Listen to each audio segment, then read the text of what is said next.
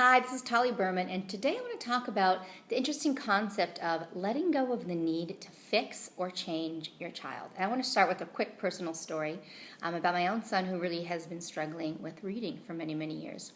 And in the past years, we have gone from therapy to therapy to therapy, and vision therapy, and horseback riding therapy, been crawling and moving, and reading specialists, everything under the sun. And everything that I did with this angst, with this pressure that I had to help him change this. This is going to fundamentally get in his way. Unless we change this, he was really going to get stuck and struggle every step of the way.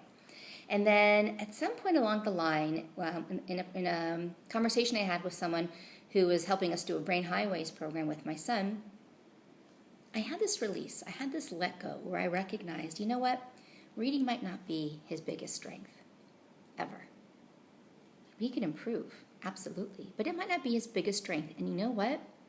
That's okay, because he has a lot of other strengths, and I trust that he will find his way in this world in the way that he needs to.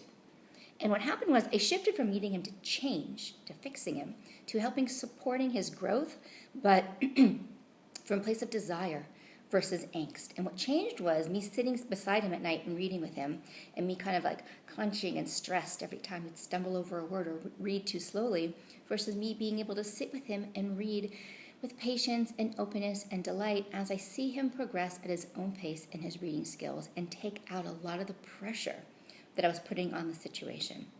And this idea really also I just came across on a blog, and I wanted to read you pieces of it. I'm going to give you the link to this blog in the description below and in my blog. But this is what a mom writes who has a daughter with a chromosomal deletion disorder. And she writes this: living with a person who wants you to be fundamentally different than you are is toxic, no matter the scenario. It seems that our job as family members is to practice radical acceptance of our loved ones, even in a time of healing or recovery. Even while a person might also be working towards change or progress or gross motor goals or feeding goals or more stable mental wellness, even while we are helping them work towards these goals, as any parent of a kid with disabilities or special needs is doing. If we're attending occupational therapy with them, if we're offering them spoonfuls of varied textured purees. But if we do this with the anxiety of wanting them different, with the clenched jaw of nervous hope, the hope that this act, this spoon, this therapeutic hour will change them into something or someone else, someone we desire, our efforts backfire.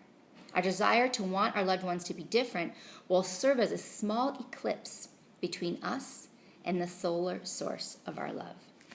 So this is about this particular mother's own process, where she went from this angst to get her child to change, to fix her, to change, to fix her, to a different shift of recognizing this is who my daughter is, and I want to help support her in her growth so she could bring her unique self more fully to the world around her. So it's not about giving up. It's not about just blankly accepting and saying, okay, there's nothing I can do to help here. It's making the ongoing efforts to support, love, and help your child forward in whatever ways are challenging: communication skills, social skills, self-help skills.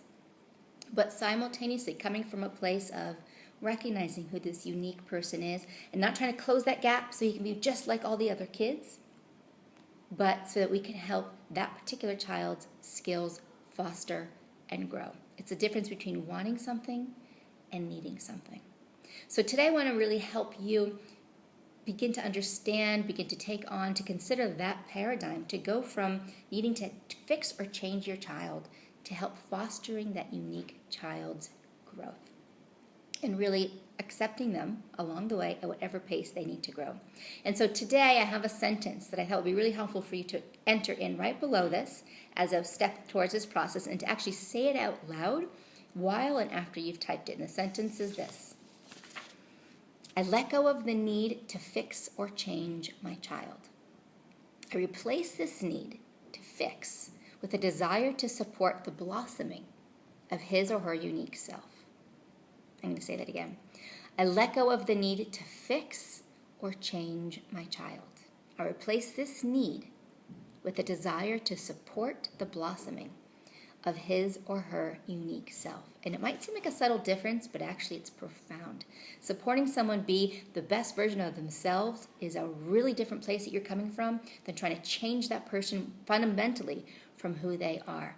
And a child just doesn't respond in the same way. That creates shutdown, that creates resistance, and versus a real sense of support.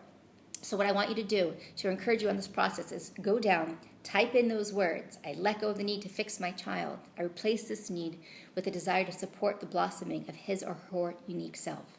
And then say it out loud to yourself.